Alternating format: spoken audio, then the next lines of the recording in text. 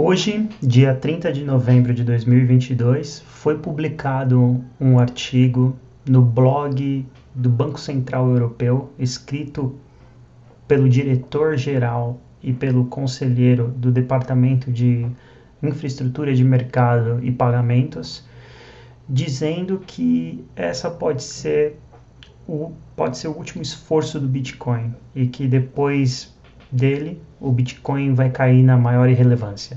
E aí, é o fim do Bitcoin mais uma vez?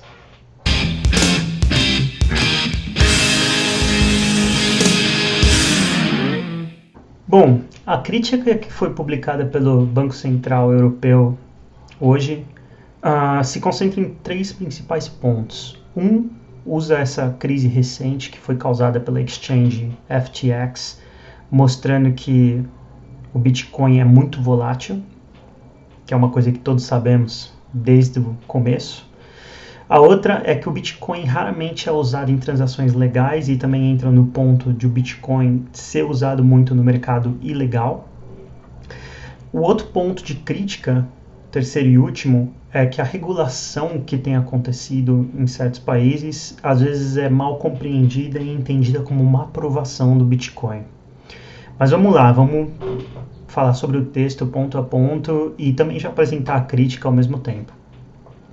Bom, primeiro eles começam ali com uma introduçãozinha, dizendo que o Bitcoin, depois de ter atingido um all-time high de $69 mil, mais ou menos em meados de novembro de 2021, teve uma queda brusca para $17 mil em junho de 2022. E tem andado de lado na casa dos 20 mil, entre $16 mil e $20 mil. E que há muitos proponentes do Bitcoin que dizem que a gente está prestes a entrar de novo num bull market e o Bitcoin começar a subir. Acho que o primeiro ponto que daria para só comentar aqui é que realmente o Bitcoin atingiu um all-time high de $69 mil em novembro de 2021 e também se recuperou de uma queda brusca para casa dos $30 mil em meio a uma pandemia. Isso já é uma das coisas que mostram que o Bitcoin sobrevive a crises extremas, como foi a crise da pandemia, com todos esses excessos, lockdown e todos os governos do mundo conspirando para derrubar a economia, né? Bom, depois dessa introduçãozinha, eles dizem que, contrário ao que acreditam os defensores, os proponentes do Bitcoin, o Bitcoin muito provavelmente vai cair para uma completa irrelevância e que a FTX, a crise criada pela FTX, depois que ela quebrou, levou o preço abaixo dos 16 mil e mostra que o Bitcoin tem esse potencial de desaparecer. Cara, outra crítica que eu faço aqui, apesar do título do texto que é Bitcoin's Last Stand, que é um título que diz, uma premonição, o Bitcoin vai acabar. Apesar desse título, quando entra no texto ele começa a falar em suposições, e a primeira delas é a provável irrelevância. O Bitcoin vai provavelmente ir parar num estado de irrelevância por causa do que aconteceu com a FTX. Então primeira crítica, FTX. Acho que a primeira confusão do texto é tentar mesclar, não sei se propositalmente ou por um erro mesmo, uma exchange com o Bitcoin em si. O que aconteceu na FTX é uma coisa que historicamente já aconteceu com os bancos diversas vezes. Foi uma corrida aos bancos por causa de uma insegurança. Entendeu? Boatos que se espalham de que o banco pode estar insolvente e não ter o dinheiro que está espalhado na economia de um lugar em créditos para bancar saques, né? Isso faz com que as pessoas desconfiem, corram ao banco, uma bank run, correm para o banco para tentar retirar o que elas possuem antes que o banco vá à falência. Foi exatamente o que aconteceu na FTX. A FTX foi uma exchange, que era uma terceira parte entre o blockchain e o cliente, o consumidor das criptos, que nada mais é que uma terceira parte ali gerenciando as moedas e oferecendo créditos em moedas, em criptomoedas, mas não tendo fundos para honrar aquelas criptomoedas. Então, se a galera desconfia e corre para sacar todas aquelas criptos que eles possuem, isso causa a falência da FTX. Então acho que esse é o primeiro ponto. O segundo ponto também que já dá para entrar é que em diversos momentos no texto eles falam em crypto e não em Bitcoin, como se crypto e Bitcoin fossem a mesma coisa. E não é.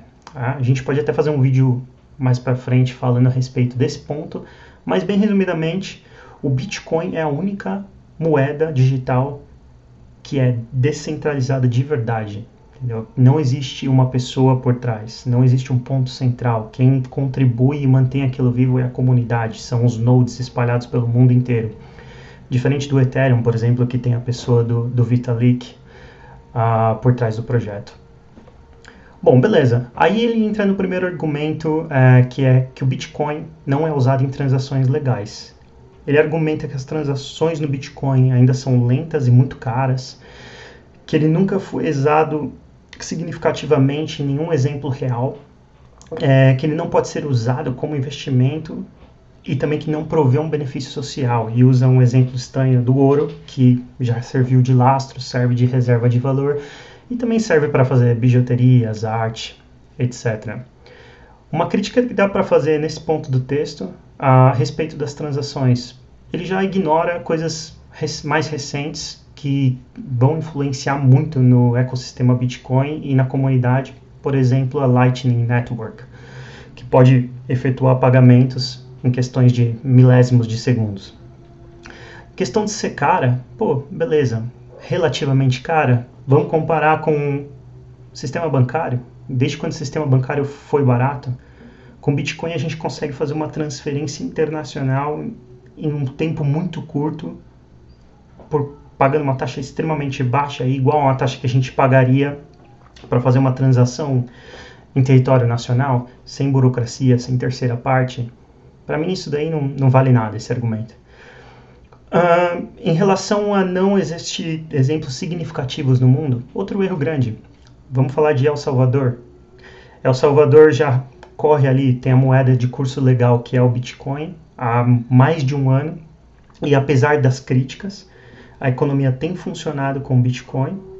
E agora, notícia recente do presidente de El Salvador, o Nayib Bukele, disse que o país, entre 2023 e 2025, vai finalmente conseguir comprar a própria dívida. Então isso quer dizer que o país tem prosperado economicamente. Além disso, mesmo com todas essas crises geradas pela FTX, essa baixa no Bitcoin, o que estão chamando de inverno cripto, o presidente ainda insiste em manter o Bitcoin, entendeu? Então isso também já meio que cai por terra, essa afirmação deles que o Bitcoin nunca foi utilizado significativamente no mundo real como forma legal de pagamento. Isso meio que já derrubaria todo um parágrafo, todo um capítulo ali da crítica no texto deles. Bom, também nesse mesmo capítulo ele fala um pouco de que ele usa essa ideia de que o Bitcoin não tem uma base legal forte para pagamentos legais, para dizer que todo o valor de mercado, o market cap do Bitcoin é baseado apenas em especulação e que depende de mais dinheiro investido. E tenta usar esse argumento de que essas altas do Bitcoin acontecem porque investidores põem dinheiro ali. E aí a gente também questiona, tá? Se é um investimento, uma moeda, seja lá o que eles chamam, que está fadada ao fracasso, que chegou no seu máximo, que vai cair na irrelevância, então por que a gente ainda tem grandes empreendedores, empresários investindo dinheiro? Por que a gente tem empresários não só investindo dinheiro em Bitcoin, mas pondo 90% do caixa deles, como é o exemplo do Saifedean Amos, não sei se a pronúncia está certa, mas que escreveu o Padrão Bitcoin, que também é um empresário e tem 90% da caixa da empresa dele em Bitcoin. Então esses são todos questionamentos que deixam o texto, essa primeira parte do texto pelo menos, um pouco suspeita. Tá? Outra coisa que ele diz é que grandes investidores em Bitcoin se beneficiam em manter essa euforia viva. Então, como se ali tivessem grandes investidores por trás que detêm muitas moedas e que financiam essa euforia no mercado, incentivando o pessoal a comprar Bitcoin e acreditar no futuro do Bitcoin. Mas, mais uma vez, eu me pergunto, por que um asset que saiu de $70 mil em questão de um ano e caiu para uma baixa histórica de 15 mil, por que esses investidores continuariam com esse asset? Porque eles não teriam saído das suas posições, desistido do investimento, porque eles continuariam ali perdendo milhões ou bilhões talvez, e tentando, além disso, investir dinheiro em defender a ideia do Bitcoin. Então é um argumento muito fraco. Bom, continuando, a crítica passa para o ponto de que as regulações, na opinião do autor, claro, as regulações podem ser confundidas com a aprovação. Então essa é a ideia de que todos os esforços que têm acontecido globalmente em todos os países em direção a regular, criar legislação e taxar criptomoedas não estão sendo feitas para aprovar elas, mas simplesmente como cautela. Mas isso é meio estranho, porque vai direto em conflito com o propósito do texto. Quer dizer que as criptomoedas, assim como o Bitcoin, estão morrendo, vão virar irrelevantes. Então, por que tanto dispêndio, tanto gasto, tantos esforços do governo em direção a conseguir regular e fazer receita com isso? Então é bem contraditório. Mas nessa sessão, ele argumenta que o número de lobistas, que são as pessoas que ficam ali negociando com governantes e legisladores diretamente para tentar aprovar leis que eles têm interesse, triplicou nos últimos anos, que também, ao meu ver, é outro ponto que vai em conflito direto com a ideia de que Bitcoin e criptomoedas estão morrendo. Depois ele segue ali mostrando que, apesar dos esforços em direção a conseguir regular esse mercado, as legislações ainda são... Existe muita lentidão para ratificar essas legislações e que também as legislações e as regulações atuais estão cheias de equívoco. E esses equívocos, segundo ele, que nós necessitamos espaço para inovação a qualquer custo. Entendeu? Mas ele também não entra muito nesse detalhe e não argumenta muito a respeito. Uma das coisas que ele cita também nessa parte, que é uma coisa que já foi muito contestada, é de que o Bitcoin é poluente, mas como ele cita de maneira superficial e não se aprofunda, eu também não vou me aprofundar aqui. E finalmente ele chega à conclusão, e essa conclusão é bem estranha, porque é uma conclusão que, depois de tocar em todos esses pontos, que são todos bem questionáveis e alguns até errados, ele desaconselha bancos a promoverem o Bitcoin, porque os bancos poderiam arriscar perder reputação. E aí, esse é outro ponto que é bem irônico, porque desde quando os bancos se importaram com reputação ou tiveram uma reputação ilibável, sabe? Algo que eles deveriam proteger e honrar. Se em diversos períodos da história nós vemos bancos falindo, bancos sendo resgatados pelo governo, bancos trabalhando diretamente com o governo. Então é um texto que acho que é mais para criar polêmica e de repente criar uma insegurança aí nos investidores que são mais incautos, que não conhecem tanto o Bitcoin quanto as pessoas que já estão mais vivendo a comunidade. E eu, sinceramente, vou continuar comprando. Se cair, eu compro mais. Bom, galera, valeu, viva a liberdade e vou ficando por aqui. Abração.